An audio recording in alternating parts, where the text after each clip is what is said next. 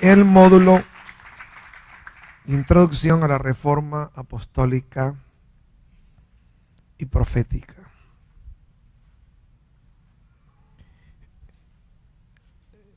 En la conferencia anterior, que fue anoche, ¿verdad? Estuvimos hablando sobre un hilo histórico de cómo el árbol, tomando la iglesia como figura del árbol del Salmo 1, cómo la oruga, el saltón y el revoltón de la religiosidad desgajó el árbol. Le quitó la corteza, le quitó las ramas, le quitó las flores, le quitó los frutos. Apenas lo que quedó fue el tronco. Pero el mismo profeta dice, lo que te comió la oruga, el saltón y el revoltón y la langosta, yo lo restituiré. Entonces vamos a entrar como introducción a esta segunda conferencia, discerniendo el tiempo de restauración. Y allí mismo internamente vamos a empalmar a una conferencia que la tengo acá ya lista en PowerPoint, en relación a lo que es la improntación, la reimprontación en la cosmovisión apostólica. Una conferencia universitaria muy buena que nos va a ayudar. Pero primero permítame hablar de restitución y restauración. Libro del profeta Joel, capítulo número 2, versículos 24 y 25. No vamos a buscar la Biblia allá en multimedia porque la tenemos ocupada con la presentación.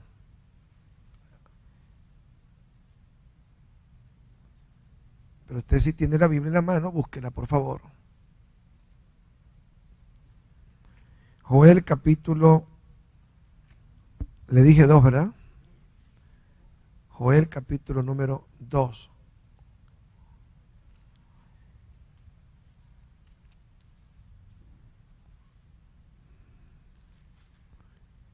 Este profeta es el profeta de la restauración. Está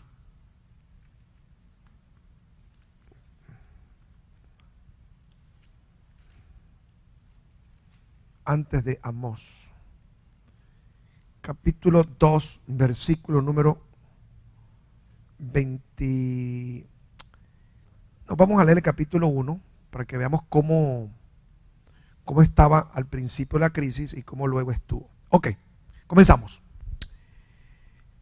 El reino de Dios, en más de una ocasión, magistralmente Jesús lo compara con una semilla, y esa semilla la compara con un árbol. Dice, por ejemplo, el reino de los cielos es semejante a un grano de mostaza que se siembra, y una vez que se siembra crece, y dice que llega a ser un árbol frondoso, que las aves de los cielos vienen a morar bajo de ella y a hacer sus nidos.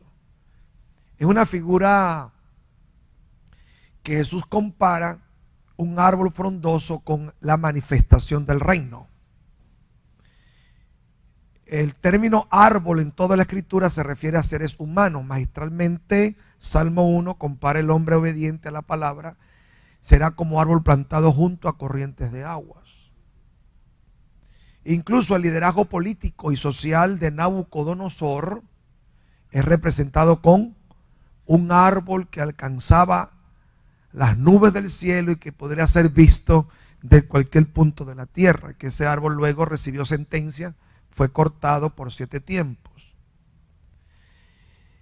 Tomando la figura que un país es representado por un árbol, un ser humano es representado por un árbol, el reino de los cielos es representado por un árbol, yo quiero decirles que en el arranque de la iglesia era un árbol frondoso.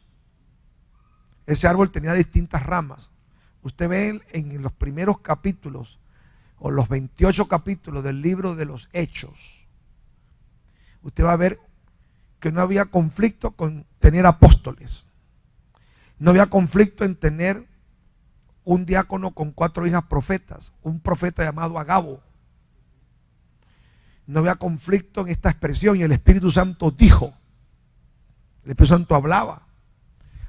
Esa fue la conclusión que llegaron en la primera reunión, vamos a decirla, conciliar de Jerusalén. El Espíritu Santo ha parecido bien al Espíritu Santo y a nosotros, el Espíritu Santo a nosotros. Allá en el libro de los Hechos capítulo 13, en un ayuno, en una oración, dice, el Espíritu Santo dijo, apártame a Pablo y a Bernabé. El Espíritu Santo guiaba, el Espíritu Santo escogía, el Espíritu Santo enviaba. Usted ve la gerencia y el rectorado del Espíritu sobre la iglesia. No hay ningún problema. Es un árbol que tiene caridad, no había pobres. Dice que la gente daba, habían recursos, incluso la iglesia de Jerusalén tenía una hambruna y la iglesia gentil correspondía auxiliando a los pobres. Pablo hacía esa caridad. Había caridad, había evangelismo, había discipulado, había milagros. No había problema con los actos proféticos. Pablo se quitaba los delantales y le mandaba los delantales a la gente, y cuando le colocaban los trapos, los paños con que él se secaba a los endemoniados, la Biblia dice que quedaban libres. ¿Aló? ¿Me están oyendo? No había problema con Santa Cena, ni bautismo, ni hablar en lenguas, ni evangelizar, ni discipular, tampoco echar fuera demonios. Una divina estaba detrás de Pablo. Este es un gran hombre, era una bruja. Pablo discierne, era una pitonisa, y Pablo le echa fuera los demonios. Eso le costó prisión en Filipo. Los hombres de Dios se confrontaban. Pablo confrontó a Pedro. Se confrontaba la hipocresía, se confrontaba el legalismo. Pablo predicaba la gracia, predicaba la fe, se predicaba santidad, se predicaba la honestidad, la integridad. De esta manera que es un árbol que, aunque era un árbol nuevo, sin embargo, era alimentado con la revelación. Aunque es una iglesia en sus comienzos, aunque no tenía mucha estructura de organización, sin embargo era un organismo. Toca al vecino y dígale, tienes que diferenciar. Mire, pero con eso no llegamos ni a la esquina. Tienes que diferenciar organización de organismo. Entonces llegó un punto donde la iglesia dejó ser más organismo y se convirtió en ¿qué? En organización, y como árbol que no es bien alimentado, vino esta manifestación que habla Joel. Esto ocurrió en el Antiguo Testamento en Israel, pero yo lo estoy tomando como tiempos paralelos, que lo que ocurrió ayer ha ocurrido con la iglesia en el Nuevo Testamento, usando la figura de la iglesia como árbol. Capítulo 1 de Joel, versículo número 3, dice: de esto contaré a vuestros hijos a sus hijos y sus hijos a la otra generación. Lo que quedó de la oruga comió el saltón, lo que comió el saltón comió el revoltón, y la langosta comió lo que quedó del revoltón, había quedado.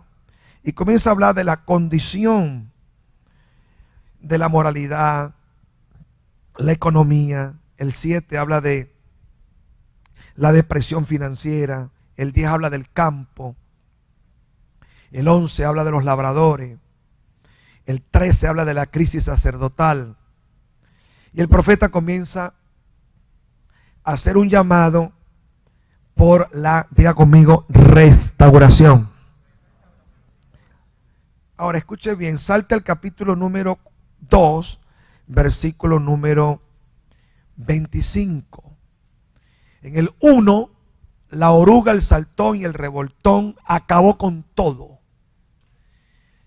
Esa oruga, ese saltón y ese revoltón, yo lo comparo con el proceso del legalismo, el judaísmo, la falta de revelación genuina, ha hecho la iglesia una iglesia lenta, moribunda, ciega y muy torpe. Se requiere una restitución. Versículo número 25 dice: y os restituiré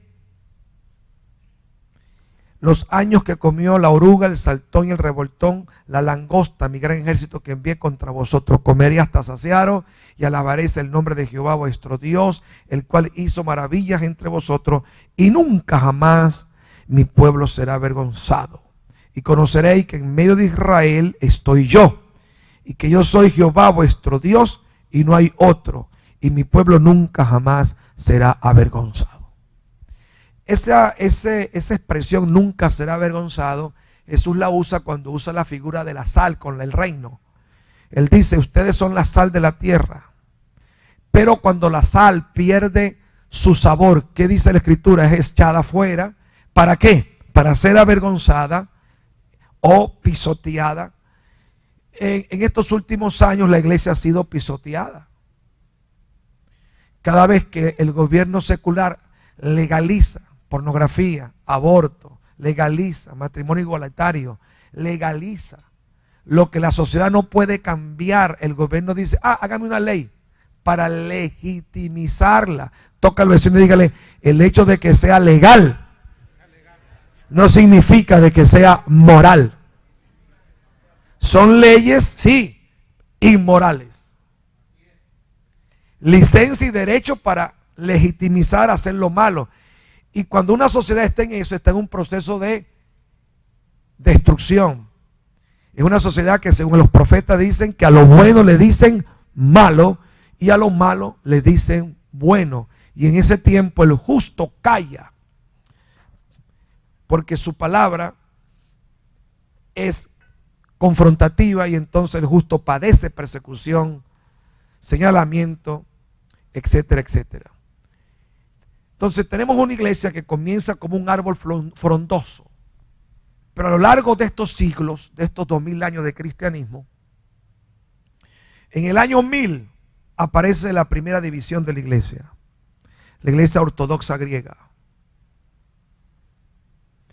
En el año 1517 la gran reforma protestante, que la reforma fue regresar la iglesia a la escritura, a la gracia, a la fe y a la sencillez del libro de los Hechos y de la vivencia práctica del evangelio.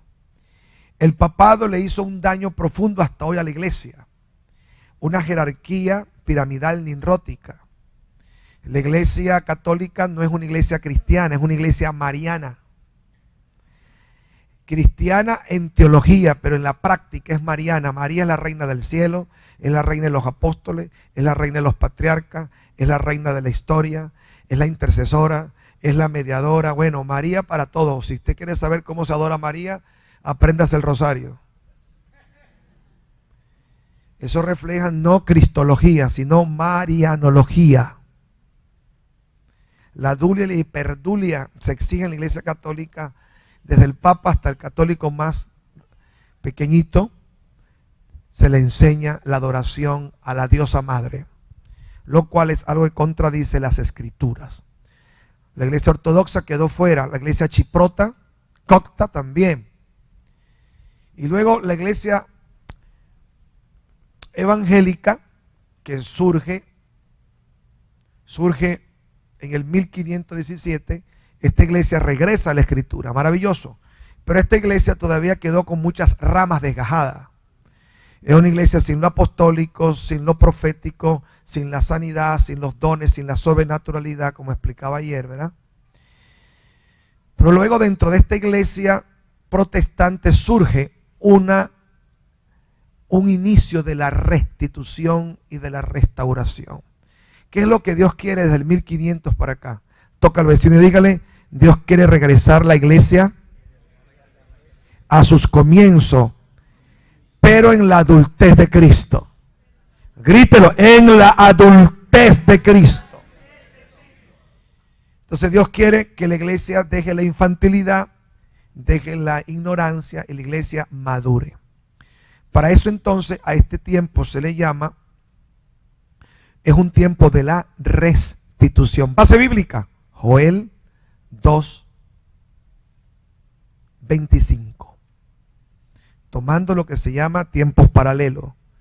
En el tiempo de Joel, el árbol fue desgajado, fue descortezado por la oruga, el saltón y el revoltón, símbolo de la corrupción sacerdotal, la corrupción política, la carencia de revelación. Pero luego Dios hizo una restauración. Eso mismo lo estamos aplicando hoy en lo que es la restauración. Pero escúcheme bien, míreme. Antes de que siga escribiendo, voy a hacer mis 3 columnas otra vez. Voy a poner la primera aquí. Vamos a comenzar de acá de la última mejor. Diga conmigo, restitución. Según el diccionario, restitución es regresar a las cosas a su estado original. Algo que se perdió ahora vuelve a tus manos. Como el hijo pródigo, como la mujer de la moneda perdida, como la parábola de la oveja perdida. Restituir. Es como cuando Abraham, el sobrino, perdió todo en Sodoma, o como cuando David perdió todo después que regresó a Siclac, que todo estaba quemado. Y dice, Abraham recuperó todo, y dice, y David recuperó todo, no le faltó cosa chica ni cosa grande. Recuperar es recuperar. Y Jesús dijo, he venido a buscar y a salvar lo que se había perdido. Recuperación, recuperar, restitución. Pero esta restitución nos va a ocurrir, míreme, no va a ocurrir si no hay una restauración. Todo el mundo quiere restauración, restitución, ¿verdad? El hogar, la familia, su finanza, su dignidad. Pero eso no va a ocurrir hasta que no entres en restauración. Pero escúchenme, ¿cuántos quieren restitución? ¿Cuántos quieren restauración?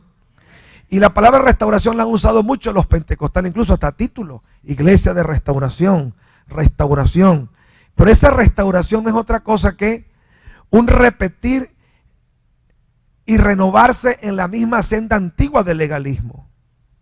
Pero hoy, para que exista una correcta restauración, aquí viene lo primero, tiene que haber una reforma. La reforma es cambio de mentalidad. ¿Están ahí conmigo?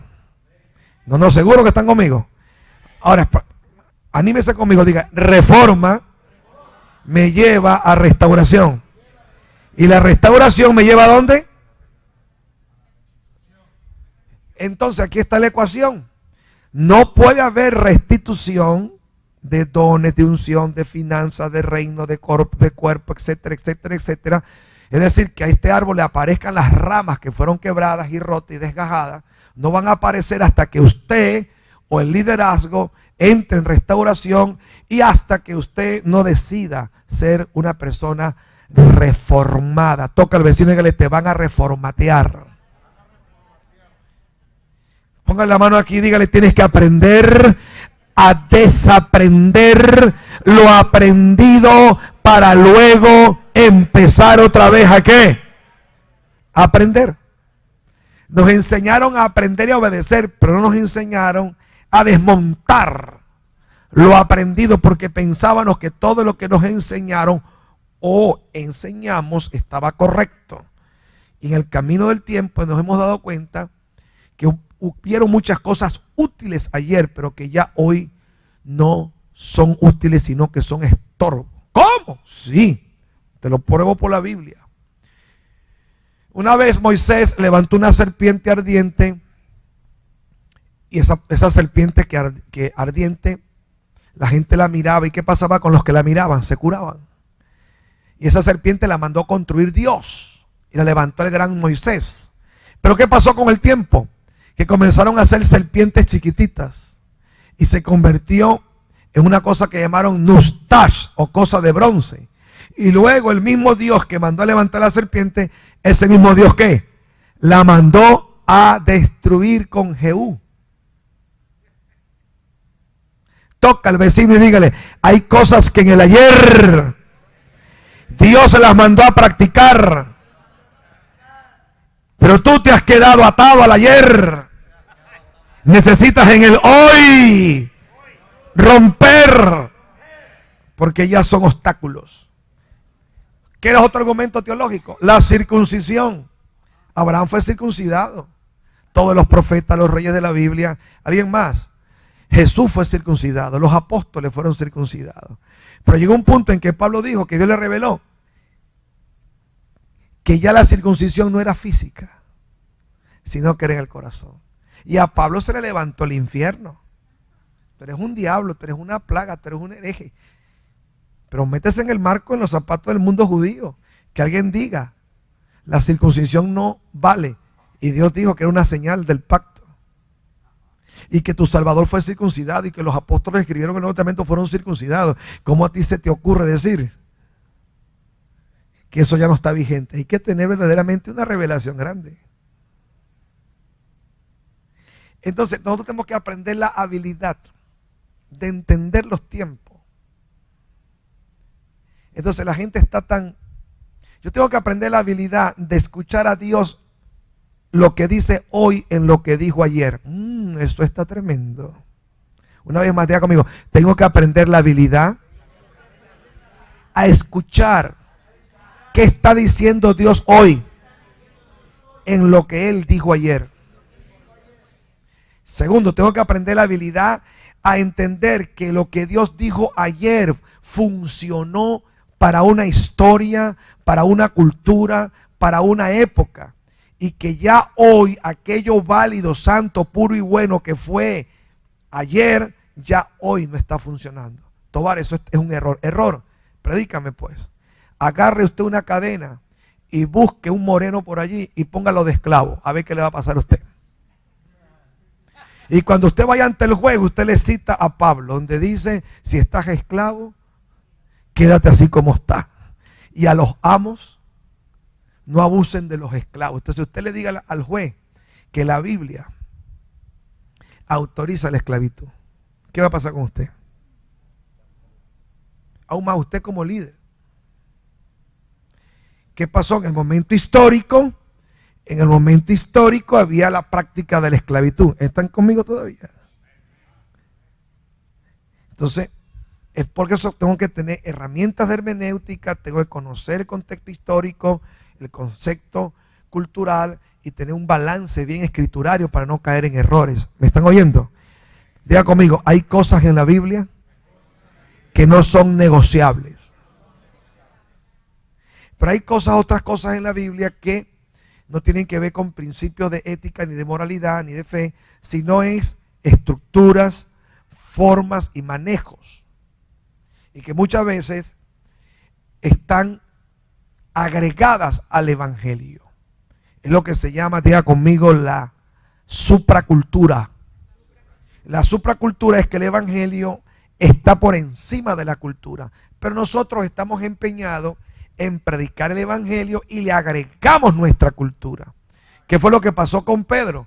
Pedro, cuando Pablo aparece con un ministerio hacia los gentiles que no eran judíos, ¿qué hacía Pedro siendo apóstol, siendo un mentor, un líder de multitudes, sanando con la sombra? ¿Qué hacía Pedro y Santiago con los gentiles? Decían, además de recibir a Cristo, ustedes tienen que circuncidarse y ustedes tienen que guardar el judaísmo. Y ahí se prendió el problema. Porque además de recibir a Cristo, querían montarle toda la armadura y la parlafernaria del Antiguo Testamento a los gentiles. Toca al vecino y dígale, impón el evangelio, no tus costumbres. Vamos, sacúdele, quítale ese sueño ahí que está buscando revelación.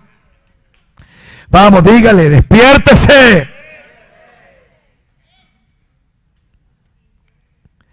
Libro de los Hechos, capítulo 3. Libro de los Hechos, capítulo 3. Yo quiero que venga conmigo para que usted observe lo que es los tres tiempos y la restauración. Hechos, capítulo 3.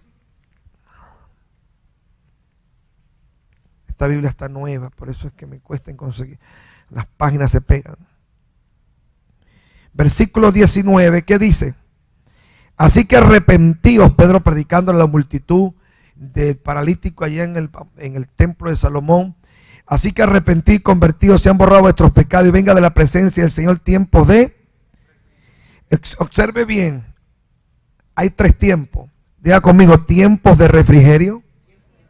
Preguntemos, ¿cuáles son los tiempos de refrigerio? En los tiempos de refrigerio, en los tiempos del comienzo de la iglesia. Sigue. envía a Jesucristo, que fue antes anunciado, a quien cierto es necesario que el cielo reciba hasta los tiempos de la restauración de todas las cosas. Dígalo conmigo, antes que Cristo venga, será antecedido por un tiempo de restauración de todas las cosas. Ahora, ¿desde cuándo se está anunciando esto? Siga leyendo. Que Dios habló por boca de sus santos profetas, que ha sido ¿desde cuándo? Desde tiempos antiguos. Entonces, mire para acá, mis 3 columnas otra vez. Diga conmigo, tiempos antiguos. ¡Anímese! Tiempos antiguos. Tiempos de refrigerio. Y los tiempos antes de la venida de Cristo, ¿cuáles cómo se llaman? Tiempo de restauración de todas las cosas. Nosotros no estamos hoy en tiempos antiguos, tampoco estamos en tiempos de refrigerio. ¿En dónde estamos nosotros ubicados proféticamente? En el tiempo de ¿qué? De todas las cosas, no de algunas cosas. Por eso que algunas personas, al no entender los tiempos de la restauración, se oponen, porque el nivel de su conocimiento está aquí y los tiempos de revelación o restauración están más elevados. Entonces ellos están peleando por conservarse en los tiempos antiguos y en los tiempos de refrigerio. Ellos tienen un desfase en el tiempo. Están como los discípulos de Hechos capítulo 19, que cuando Pablo llega, ya había llegado Jesús. Ya había ocurrido el día de Pentecostés, y sin embargo ellos todavía, a pesar de que habían pasado años, todavía estaban esperando al que ya había venido, y todavía estaban y ignoraban al Espíritu Santo. Así hay gente que está hoy desfasada, tienen como 40, 60, hasta 70 años de retraso. Eso está como el venezolano, primo de Amán. ¿Qué pasó con el primo de Amán? Maracucho. Tenía una venta de empanadas, era un gallego, perdón, un maracucho de estos, ¿no? Y salió con un machete y lo raspaba así, frente a una panadería de un español. ¡Sal de ahí, desgraciado! Y la gente dice, ¿qué le pasa? ¿Qué le pasa, señor? ¿Está loco? ¿Usted va a matar a ese señor? Sí, tengo que matar. ¿Y por qué? ¿Qué le hizo? No, a mí no. ¿A quién, pues? No, es que ellos violaron a nuestras indígenas, nos saquearon, nos cambiaron el oro por espejitos. Y entonces el hombre le dice, pero eso fue hace 500 años. No, es que yo me enteré, fue esta mañana.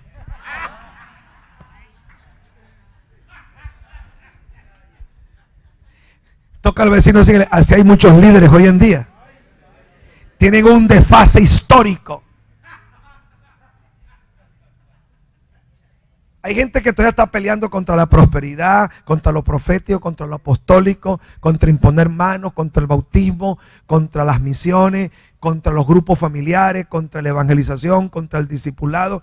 Hermano, le pegan a todo lo que llame restauración, renovación, no, eso es y todos lo satanizan y tuercen las escrituras, inventan historietas y buscan 3 y 4 líderes que se llaman apóstoles y cayeron en pecado, profetas medios locos que se equivocan y agarran esos 4 o 5 testimonios, hacen un video, lo tiran por las redes sociales y meten a todo el mundo, estos son los apóstoles, estos son los profetas, estos son los locos, y asustan a la gente sin darse cuenta, están siendo usados por el diablo para que la gente se cierre a lo que Dios quiere hacer. Ellos son, como dice Ezequiel, son perros mudos. Sí, son líderes ciegos, guías de ciegos. Jesús lo llamó ciegos, guía de ciegos. Entonces, ¿qué tenemos que hacer nosotros?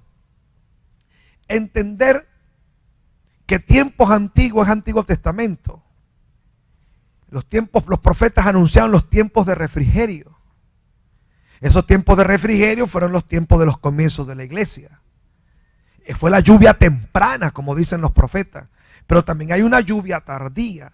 La lluvia tardía es un avivamiento a mitad de la medianoche, como cuando las 10 vírgenes dicen a medianoche que todo el mundo está cabeceando, allí viene el esposo. Entonces todo el mundo arregló las lámparas. Es un tiempo en que Dios va a traer un despertar. Toca al vecino y dígale, arregla la lámpara. Es tiempo de ser lleno del Espíritu. Es tiempo de despertar, de alumbrar en medio de las tinieblas. ¿Cuántos alaban el nombre de Dios? Entonces, necesitamos entender los tiempos de la restauración. Y este tiempo de restauración, ¿sabe quién lo interprete? Y para los que son teólogos que me van a ver y me van a juzgar, y yo les invito a que podamos hacer un ejercicio teológico de hermenéutica avanzada. Cuando se presentó la bronca en Hechos capítulo 15, que con la persecución de Pablo, Saulo, en Hechos 9, la Biblia dice que la iglesia judía transicionó a iglesia gentil. Y aunque siguió la iglesia judía, comenzó a crecer la iglesia gentil. Pasamos el capítulo 10, capítulo 11, llama por primera vez a los cristianos en Antioquía. En el 12 ponen preso a Pedro, en el 13 aparece Antioquía, en el 13 Pablo es enviado a la misión, va en el primer viaje de Pablo, ese viaje se convierte en medio mundo. En el capítulo 10 de Hechos, Pedro visita la casa de Cornelio, se abre la puerta a los gentiles, pero en el capítulo 15, ¿cuál fue la bronca? Que los maravillosos apóstoles de Jerusalén no querían que los gentiles fuesen salvos por creer en Jesús, sino que además de creer en Jesús, les exigían la cultura judía. Los querían judaizar, querían hacer de los gentiles unos prosélitos, unos adeptos a la religión judía, cuando ya Abraham había recibido el pacto antes de la circuncisión, ¿verdad? Porque la circuncisión fue en el capítulo 17 de Génesis. Y el pacto se celebra en el 15, es decir, Abraham recibió el pacto antes de la circuncisión y después vino a ser circuncidado. Y San Pablo interpreta y dice, para ser padre de los incircuncisos y para ser padre de los circuncidados. ¿Cuántos alaban el nombre de Dios? Y la profecía no era solo para Israel, dice, en tu simiente serán benditas solo Israel. No dice eso. La revelación era para el mundo entero, en tu simiente serán benditas todas las naciones. Entonces, ¿cómo es posible que los judíos tienen una visión de caballo cochero? Pensar que la revelación era para ellos cuando la misma Biblia dice claramente que es para todas las naciones. ¿Aló? ¿Me están oyendo? Entonces, ¿qué encontramos aquí? ¿Qué encontramos aquí? Que necesitamos entender los tiempos de restauración. Vamos a preguntarnos teológicamente qué pasó en esa reunión, Tobar. ¿Qué pasó en esa reunión? Y presentó el informe Pablo, mire, con Bernabé, mire que hay milagros, se está convirtiendo la gente, los milagros, el bautismo en el Espíritu. Pedro apareció con un reporte también. En ese tiempo Pedro como que estaba más consagrado. Sí, yo entré en casa de Cornelio y allá, también se convirtieron. Y cuando ya dice que hubo una discusión no poca, quiere decir que se estaban agarrando estos apóstoles a pescosada, pero en palabras, ¿no? Que tú quieres corromper la revelación, pero por lo menos la gente hablaba. Y la gente tenía conciencia de que ahí estaba el Espíritu Santo. ¿Cuántos alaban a Dios? Y llegó un tiempo donde la polarización de la iglesia llegó a un consenso por el Espíritu. Y se para un hombre llamado Santiago. Y Santiago cita a Amós. Y Santiago dice, mire señores, aquí está la revelación. ¿Cuál es la revelación, Santiago? Que estamos viviendo en los días de la restauración del tabernáculo caído de David. Y él comienza a citar el profeta Amós, que yo se lo voy a citar a usted en el capítulo 9 de Amós. Corre conmigo, por favor. Ese es vecino de el hermano Joel. Es el vecino que está al frente, cruzando la acera. Capítulo 9 de Amós. Levante la mano conmigo, restauración del tabernáculo de David.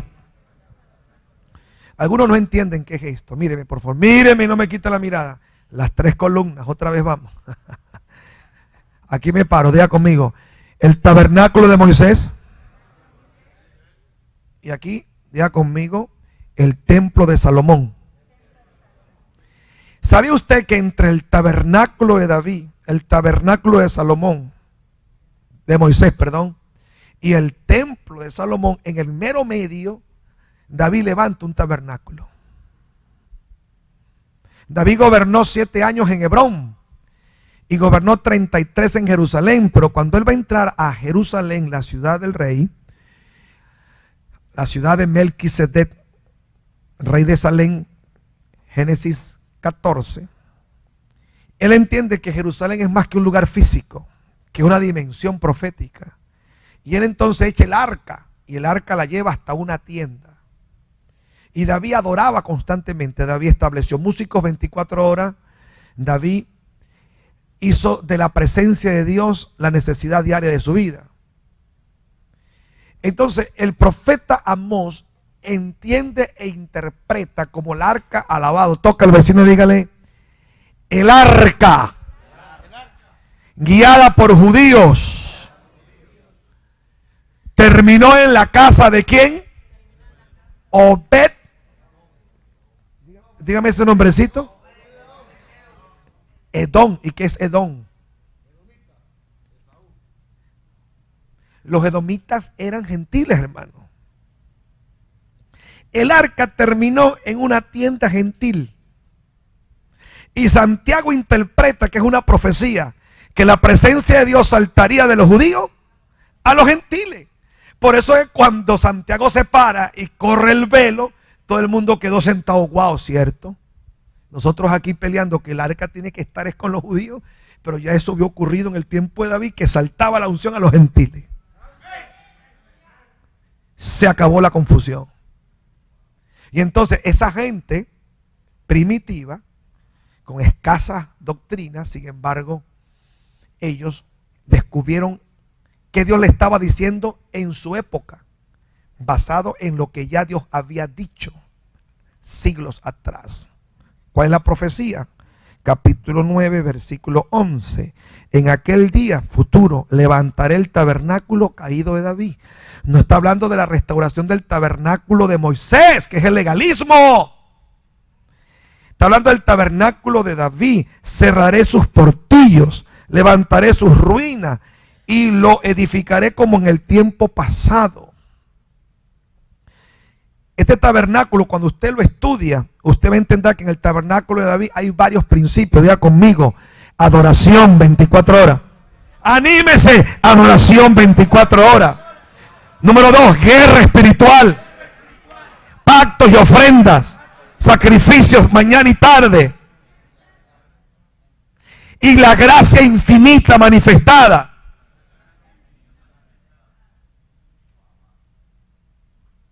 El tabernáculo de Moisés estaba rodeado por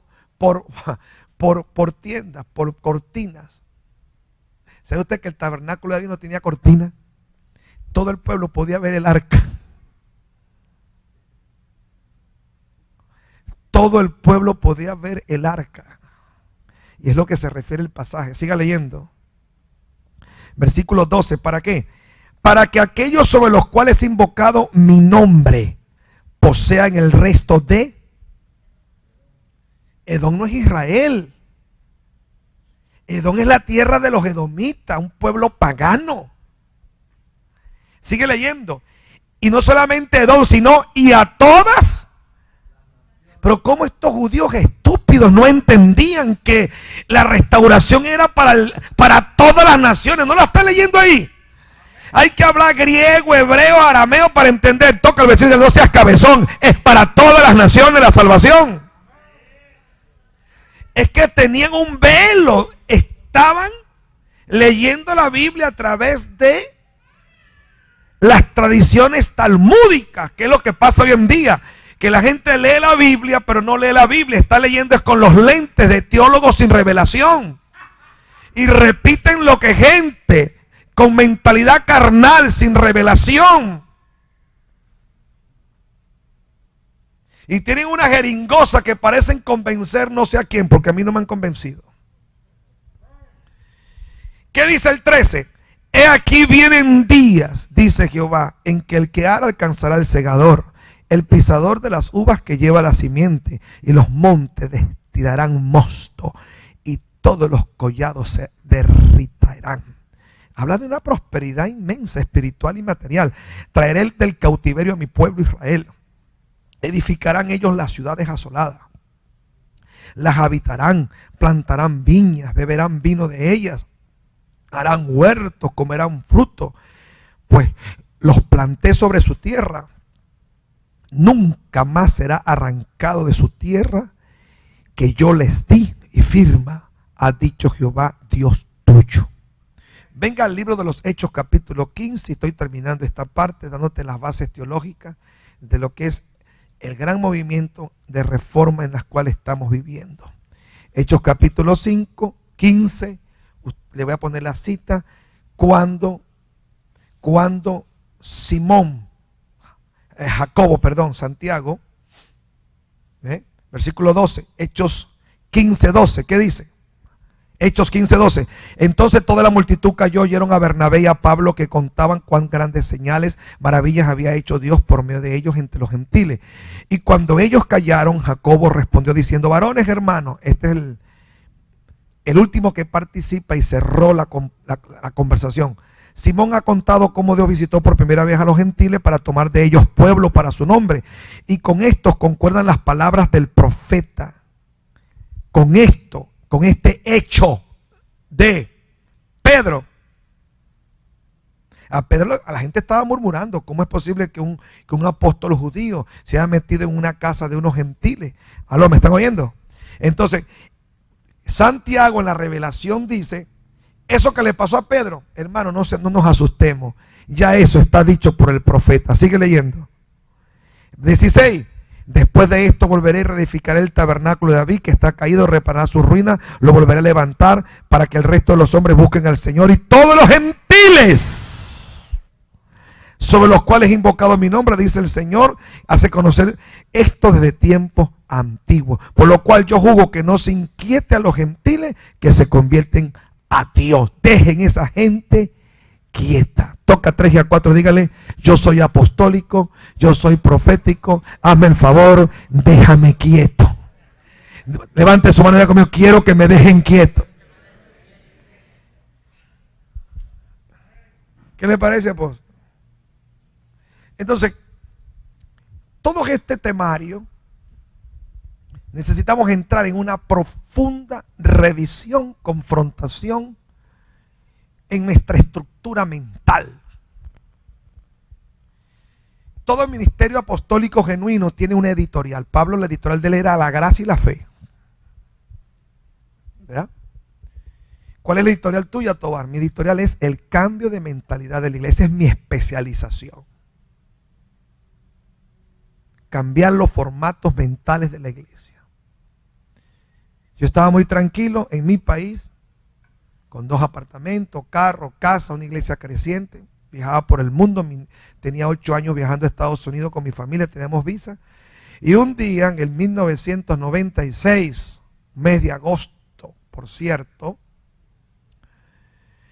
estando en el Hotel President de Caracas, vi a Jesús que entró a la habitación y me dijo: no te quiero atrapado en este país. Yo te envío como apóstol a transformar la manera de pensar de mi iglesia. Y el mensaje que yo prediqué en ese congreso, en el Poliedro de Caracas, fue: cambiando la estructura pensante de la iglesia. Eso fue 1996. Y de allí hemos hecho un trabajo de reforma junto con un conjunto de hombres, ¿verdad? De reformar, cambiar, reformatear y poner al día la iglesia. Yo pienso que la iglesia está en el proceso que le pasó a Pablo cuando era Saulo. Toca al vecino y dígale: te van a cambiar de Saulo, de criminal, mala gente, religioso, a San Pablo, te van a hacer santo. Pero ¿cómo fue ese minuto? Toca al vecino y dígale: cuando Pablo le alumbró la revelación, toca al vecino, se le cayeron las escamas de los ojos. Yo pienso que el gran problema que hay hoy en día es que hay muchos líderes que tienen todavía ¿qué? ¿Sabe lo que dice la Biblia en 2 de Corintios 3:14? Que cuando ellos leen a Moisés, la Biblia dice que tienen en la cara ¿qué? Un velo. Ellos tienen Biblia, pero explíqueme, que alguien a mí me explique cómo usted puede leer la Biblia así, hermano. Tienen un velo que dice que cuando se conviertan, el velo les será.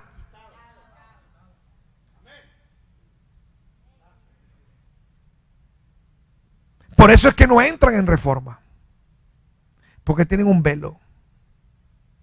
Tienen la mente, léalo, 2 de Corintios 3:14. Habla de que tienen un velo. Entonces, mi trabajo como apóstol de esta generación es hacer todo lo posible de quitarle el velo a la gente.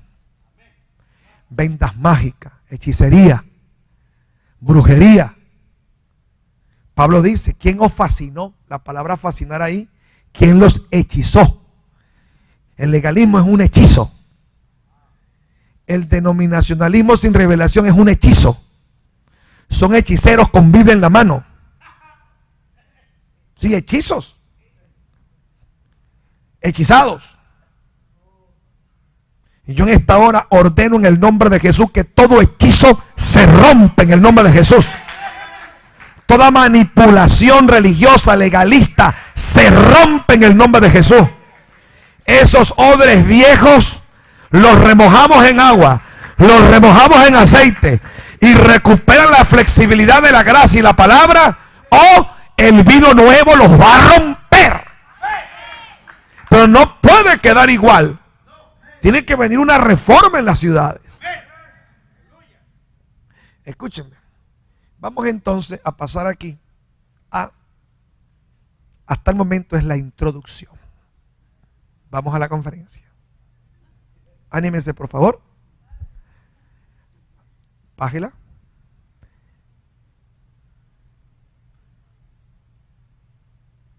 No, hay una lámina anterior a esa. Ah, sí. No la pase tan rápido, porque si no me va a comer, me va a saltar cosas. ¿Qué dice allí? Improntación, reimprontación y reconducción de la mente. Está un poquito complicado eso, ¿no? Pero aquí no estamos, hermanos, en escuela dominical, ni en escuela de líderes. Aquí usted está en una universidad teológica. A usted le va a dar dolor de neurona, pero tiene que aprender. La cosmovisión de la cultura del reino. Vamos a tomar con una pinza esta palabra, cosmovisión. Venga conmigo. Vamos con nuestras 3 columnas otra vez. Aquí yo pinto en la mente. Aquí me voy a parar. Voy a explicar la palabra cosmovisión. Allá, close acá. Cosmovisión, ¿qué es, Tobar? Según el griego, cosmo es universo. Visión es la manera en que la persona se mira a sí mismo y mira el mundo que le rodea. Cosmovisión. Cosmovisión. La cosmovisión es el conglomerado de ADN,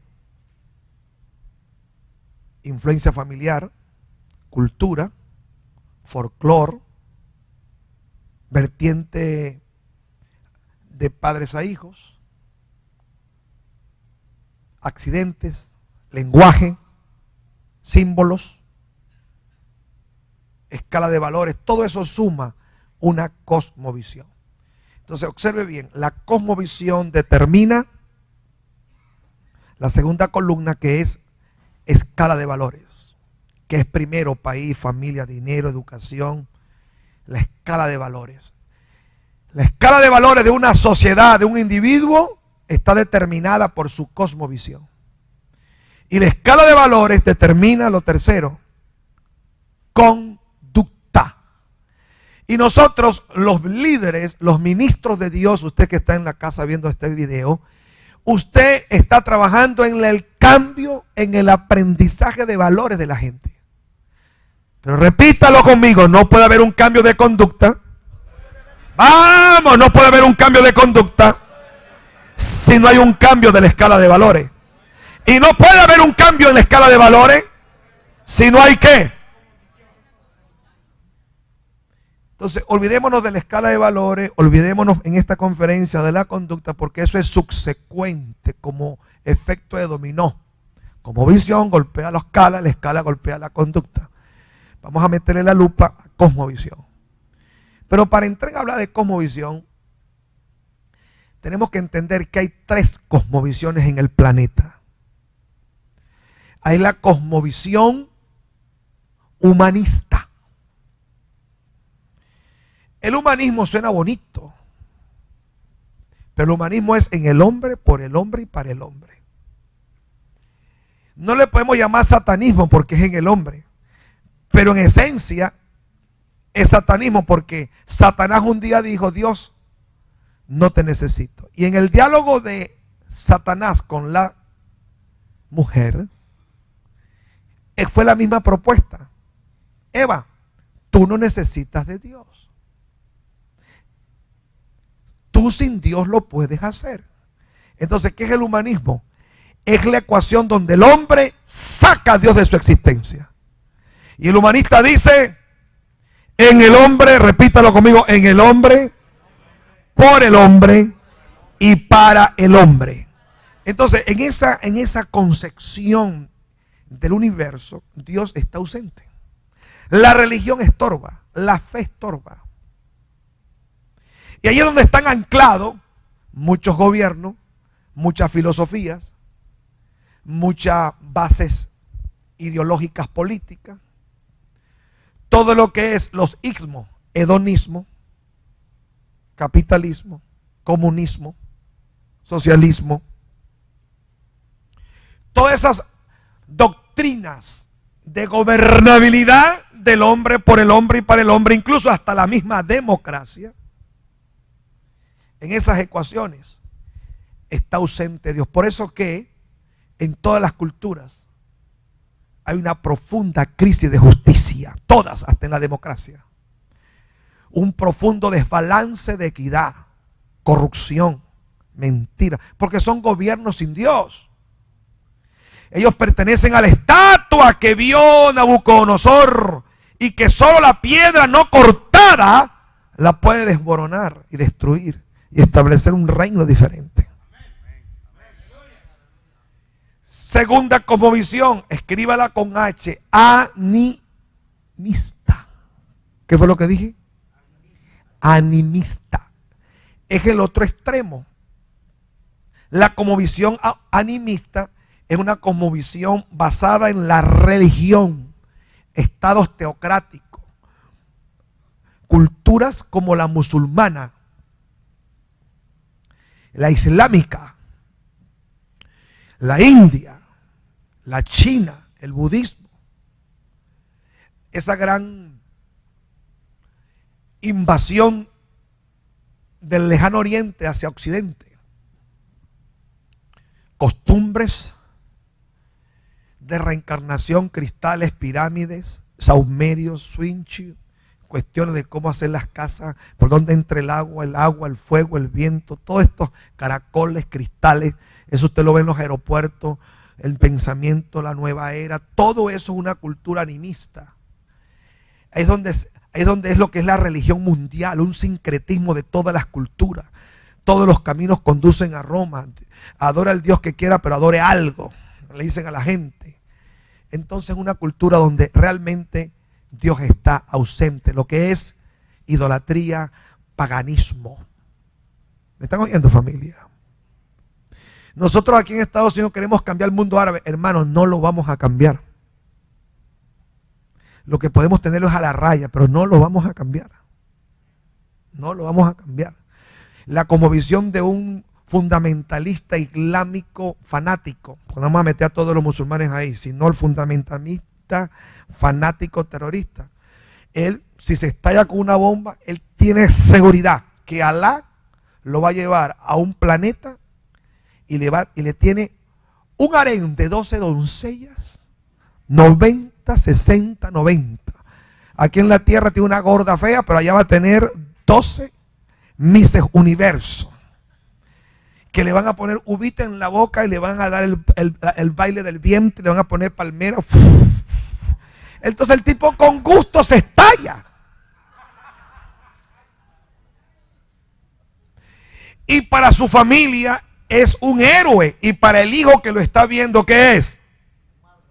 Es un mártir, un héroe. Entonces el hijo se inspira también a hacer lo mismo. Y entonces es un asunto que no apareció esta mañana. Tienen más de 3.000 años, como 4.000 años esa cultura. Y nosotros pensamos que sean demócratas, que pongan un presidente, que hagan urna, que ellos no saben de eso. Ellos lo que saben es de reyes, de jeque, hermano. Ellos lo que saben es de petróleo, ellos no saben de quitar cabeza. Y nosotros los cristianos hoy no, ¡ay! El grupo ISIS le quitó la cabeza a los cristianos. ¿Verdad que eso es horrible? ¿Verdad que eso es horrible? Pero usted y yo no conocemos la historia. Y la mayoría de la gente que ve la televisión no conoce la historia. Y la gente no sabe que los cristianos le quitábamos la cabeza a los musulmanes en las 6 cruzadas. Y nosotros decimos, no, pero fueron ellos. No, pero en la cultura, la cosmovisión de ellos, si se lo hizo a los tatarabuelos hace 1000 años, se los hizo igualito a ellos. Y ellos tienen la misma bronca. ¿Cómo usted le arranca a esa gente esa cosmovisión? Nosotros estamos horrorizados. Pero los cristianos, hay un caballero que se llama Caballero de Bullón. Puede buscarlo en internet con B alta. Bollón se escribe.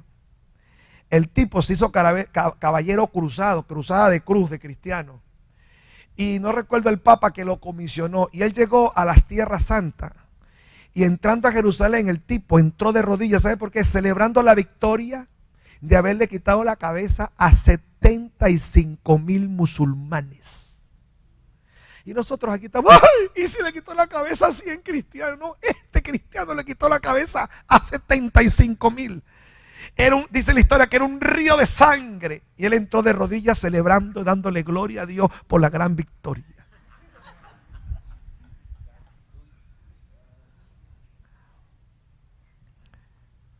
Pero entonces, como el punto es que usted tiene la cosmovisión corta. Para usted, ¿qué tengo que ver yo con lo que hizo mi ancestro? Pero yo tengo una cosmovisión muy distinta.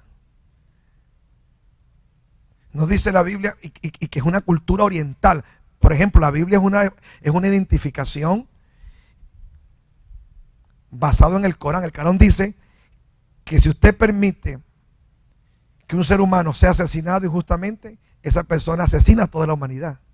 Y si usted le hace el bien a una persona, ¿le está haciendo el bien a quién?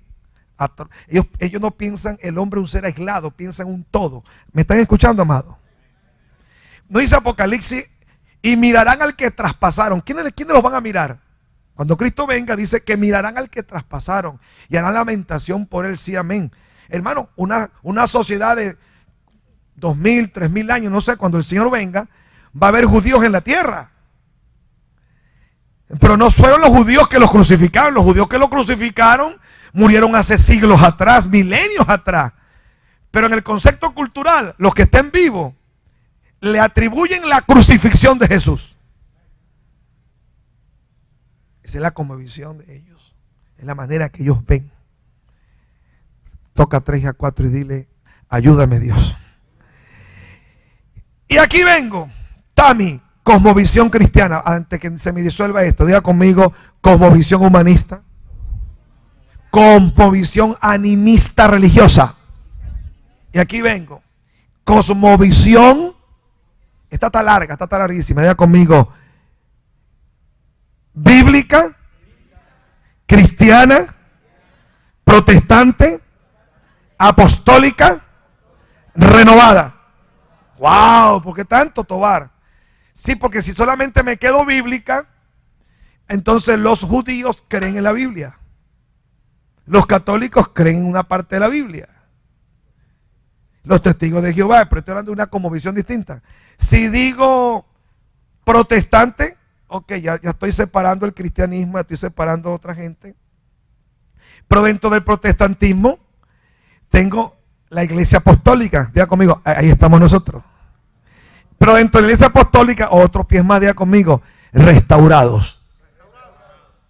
Entonces, este tipo de cosmovisión, de restauración, porque ese es el tema donde vengo, muchas veces va a ser víctima de ataques, porque hay muchos apóstoles, protestantes, cristianos, que no se han renovado. Están desfasados, como le expliqué hace rato. La gran pregunta es, diga conmigo, ¿qué hacemos, apóstol Tobar? Entonces tenemos que vencer la improntación, reimprontar y reconducir la mente. ¿Qué es la impronta? Repítalo conmigo, impronta. Anímese, improntación. La improntación, la palabra improntación viene de imprenta, de imprimir.